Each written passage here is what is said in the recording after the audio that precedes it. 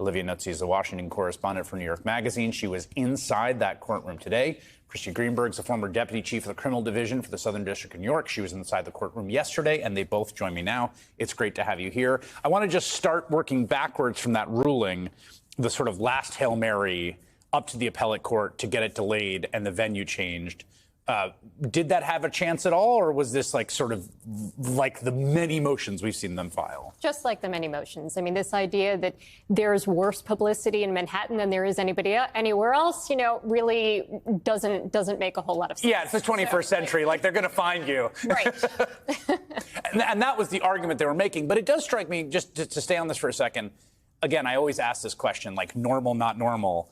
This flurry of attempts to delay the trial, to get the venue moved, all the stuff we've seen over the last week, like, that's not standard practice, right? No, I mean, look, there are pretrial motions to move venue. I've seen those. I've dealt with those. But the fact that they keep coming every time you get shot down, you just keep saying reconsider, headed up to the next court, like, that's not normal. And that relates to the question I want to ask you, Olivia, as someone who's covered Trump for a while now. There are people in his circle who will say sometimes anonymously and sometimes named to reporters as sort of like, bring it on, like he's going to look like a martyr and it'll be good for our fundraising.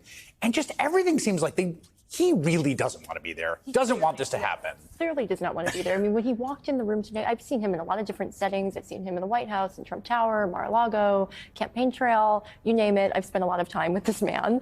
And I was really not prepared for the sight of him in that courtroom today. It's this very drab space with this terrible lighting, and it's all kind of neutrals, and then he comes in Technicolor orange and with the golden hair and this kind of high blue suit, and he looks, I don't know, it's like a poppy flower or something in a desert. And it's so strange to see him in that context, but no power. He kind of sprung up at the end of this hearing after his lawyers just being completely reprimanded by the judge for these delay attempts. And he sprung up when it was over, and the judge promptly looked at him and said, "Sir, could you please sit back down?" He didn't call him Mr. President. There was no, it was not overly polite, and he had to, sink back into the seat. He has no power in there. I mean, that really is, and the sort of physical bearing of him, and again, like, this is the nominee for one of the two major parties. Like, it's so wild to keep reminding yourself that, because it doesn't. But if it were anyone else, it'd be like, wow, the slumped shoulders, the clear exhaustion on his face. Like, he looks very defeated by the end of the day. I thought initially, oh, he's performing, being very bored, right? Who could be bored and fall asleep at their own criminal trial? I mean, it seemed absurd to me. And then seeing him in there today, on the way out, you could just see how exhausted he was. He was sort of hobbling and looked like he'd just gotten off of a long haul flight or something. And I just thought, how is he going to do this for the duration of this trial? I want to say that he complained about the trial being both too fast and too long. So he said that Judge Merchan is railroading me at breakneck speed in order to completely satisfy his friends. Additionally, he has gagged me so I cannot talk. This goes on forever and ever. You can look it up and read it if you want to. He also posted, this trial is a long, rigged endurance contest dealing with nasty, crooked people who want to destroy our country, MAGA 2024. On the pacing, it does seem like this week's jury selection happened quite expeditiously. Well, when you got through each group of 96, at least 50 each time were saying, we're out of this, we can't be fair and impartial, we don't want to sit. And so they were out. And then you took these groups of 18, and once you got through the 42 questions that each of them have to be asked, that's tedious, that takes some time. But then once you got through that, which would be a few hours, the strikes themselves happened pretty quickly. So the fact that this has moved along, I think it has made a lot of sense. It is pretty consistent with what you would see in a high-profile jury case. What do you think it will mean for Trump world to have him there every day for the next 4 weeks? Just logistically, he's running for president, and we talked about this the other night, but the campaign and the court are sharing custody of him. He is, his Wednesdays are free, his weekends are free, maybe on Wednesdays, and, he's been planning rallies. I noticed in the tri-state area, he has one in Wildwood, New Jersey on May 11th, so they are preparing for the strange logistics of this. But I have to imagine he's also going to be very tired on days when he does not have court, and how much stamina does he really have? I don't know. I mean, again, just to reset the facts here, the man is 77 years old. He'll turn 78 by the time of the election. And there's been so much talk about Joe Biden's age. I mean, he's a 77-year-old man sitting in courthouse, facing criminal charges for the first time in his life. These are less than ideal conditions to do anything. And he loves a busy schedule. He likes going to rallies, but he needs to feed off of a crowd of people who love him. He needs attention. He absorbs that. He comes out more energetic. This is not that. This is the opposite of it. I mean, this is just like a pure energy sink. Yeah. Let's talk about the jury, because we now have 12 jurors and 6 alternates. What is your sort of impression? What are your thoughts on how this jury's come together? What the composition looks like?